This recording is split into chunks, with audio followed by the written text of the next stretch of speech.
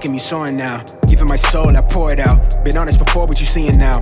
Back when I couldn't afford a house, I used to sleep in the Prius, no heater on site at my campus. Dropped out for a job, I just couldn't manage. Was racking up debt, made it hard to see family. I ran out of panic, I started to grind at the studio. Don't tell my girl I was homeless. Was wasting the time that we could've spent. Too focused, not folding, I'm used to this. I'm not complaining, but to get harder, and I know what my worth is. I waited my turn, look at me flourish. I want them to know what they're seeing right now is me beating my curses. I only got one life to live, trying to keep my headspace clear. Been off the meds for the feels, trying to run it up while I'm here. Really, I am what I is. I went and became who they feared. She want me to be someone different. All of this ice in my veins. Lately, it feel like my mind is out of their range. I'm healing the funnel to pain. Let me stop for a minute to see all this shit that we never did think we would see. We was just kids in the cul-de-sac, in the class with a giant heart, the memory caught in a photograph. I used to sit on the roof with my daddy, then listen to trains go by. Then later he told me he used to do things to numb out the feel of his brain on fire. Yeah. I'm not really sure what to say, cause the last time I seen him, his sister just passed and I wasn't there, too busy, LA had me addicted to people perception of me. No niggas to cast me as enemy. I used to wish I was current me. I'm excited to see who I'm finna be. I'm ready to grow to a better person. Looking back, I'm already a better person. If you hate me, they hate me, so be it. First, let me give you the reason. Ayy, trying to keep my headspace clear. Been off the meds for the feels, trying to read it up when I'm here.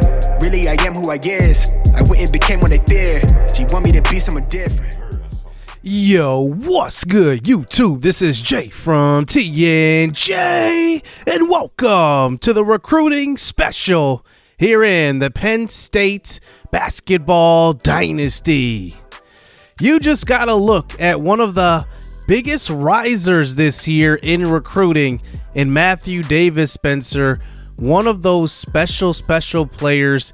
He is going to be a guy that really takes off here in recruiting. Now, I know you guys are wondering, how is recruiting going to work here in this game? So we have come up with some recruiting rules. Obviously, there's the draft, but there are some ways around that. Now, let's just get into the rules and how we will kind of run this. A lot of you guys have had questions about that. So first, recruiting rankings will be determined by the average draft position by all mock drafts at the end of the season. So that means if you are, number one mocked in the 2K mock draft, in Draft Express, and all the other drafts, you will be the number one ranked recruit, and we will kind of average that out and then rank all the recruits. I will do that off camera, obviously. We will go over like all the averages throughout the season. And then the top 8 finishing teams will be awarded the top 8 recruits. So, for example, the NCAA champion will be receiving the number 1 overall recruit to kind of simulate the good teams getting the great recruits. And obviously, like the number 8 team would receive the number 8 recruit.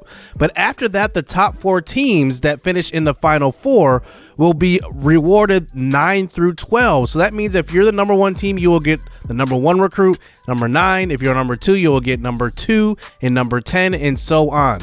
But then the remaining teams will be rewarded 13 through 60th. So an example is number 9 will get the number 13 recruit because that's the highest recruit they can get, and then so on and so forth. So that's how the rankings will kind of go. We will kind of see more of these recruits as the season goes on, but let's just start with the top 5 subscriber prospects and guys that are the top recruits in the country. First is Aaron Hoffman, 7'3" big man. A lot of guys are saying this guy's gonna be the number 1 overall recruit when the season is done. We'll have to see how his skills end up translating to the college game. Obviously, the college game is slowed up a little bit, not as fast as high school. And I think that this guy is going to be a perfect fit for a lot of teams. Obviously, being 7'3", he is bigger than a lot of high school players out of the gates. And that's an advantage. I think that he's going to translate well. And one position that I think that we need is big man. Obviously, if he's the number 1 player in the country, we will have to obviously win the NCAA championship. So that is an incentive for winning it all.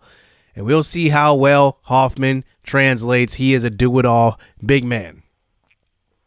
The next guy I want to look at is Dexter Monroe. Right now, he is averaging out at about the 5th ranked player in the country.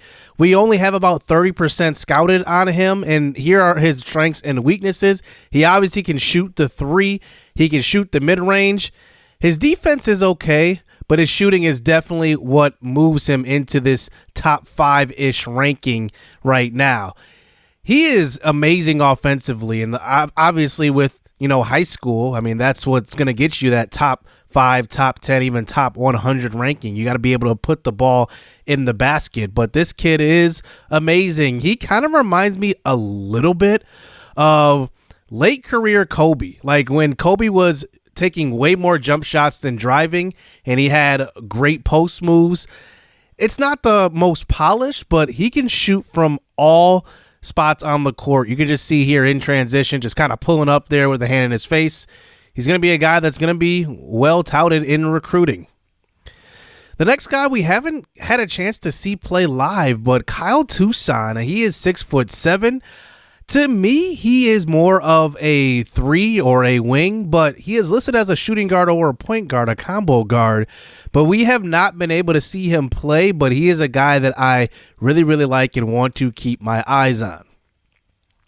But next is Derek Wilson. I like Derek Wilson probably the most out of any recruit that we are covering today, mainly because this guy is kind of a guy that is 6'3", but he can play at the 1 or 2 and really be whatever you need him to be. He can be that Chris Paul, that orchestrator of the offense, or he can be that number 2, that scorer that you need, or he can be a guy that can come off the bench and score for you. He can shoot the ball well. He can drive also. He's got excellent ball handling. He's going to be a guy that I'm going to keep my tabs on very, very closely throughout the year, and a guy that really is going to be a shining star, I think, in the NCAA.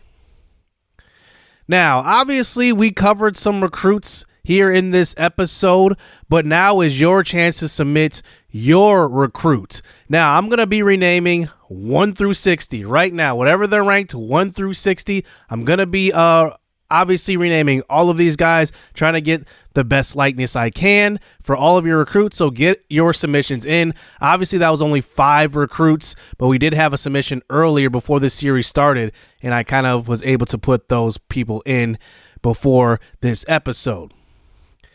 Now, back to the Penn State season so far. We are sitting here at 4-6, about a third of a way through the season, and just before Christmas Day. But I want to do some cleanup here, and this is what I talk about with likeness. I initially created this character as Michael Beaufoy, and now it's going to be Michel Beaufoy. He's going to be bald. So if I ever, have one of you guys that I recruit to the team and you guys want to change in likeness, let me know, and I will update that. So here are the leading scorers around the NCAA early on in the season. Whitmore averaging 21 points a game. Hunter Dickinson is second with 19.6. One thing I really, really like about the stats here is that it's kind of real life. Like it's not like too high of scoring, like 30 points per game.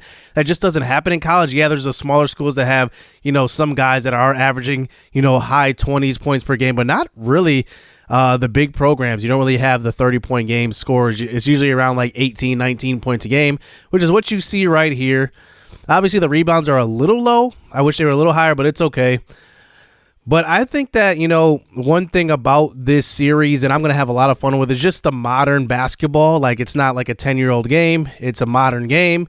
Obviously, with NCAA here into the game, going to be a lot of fun. And how about Evan Vasquez averaging 5.8 assists per game through the first 10 games, and that is second. At least it's second ranked, but it's actually tied for first in assists per game about a third of the way through the season. And Shiro Takihara is also up there, and he is also second in steals as well with 1.8. So pretty encouraging sign to see some of your guys up here. We're sitting here at 4-6, so we will take a look at the standings as we are sitting here kind of on the outside looking in. This is the Western Conference, and you can just see right here, Villanova is 10-1, Florida is 9-3, Illinois is 9-4, and Michigan is 9-4.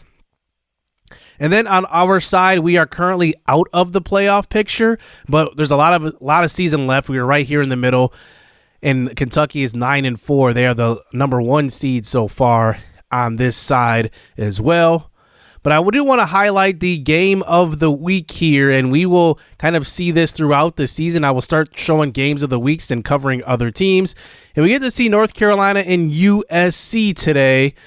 And UNC is obviously one of the most storied schools in college basketball. They have a couple of guys that returned, including R.J. Davis, Caleb Love, Armando Bacot. So this is going to be a tough matchup.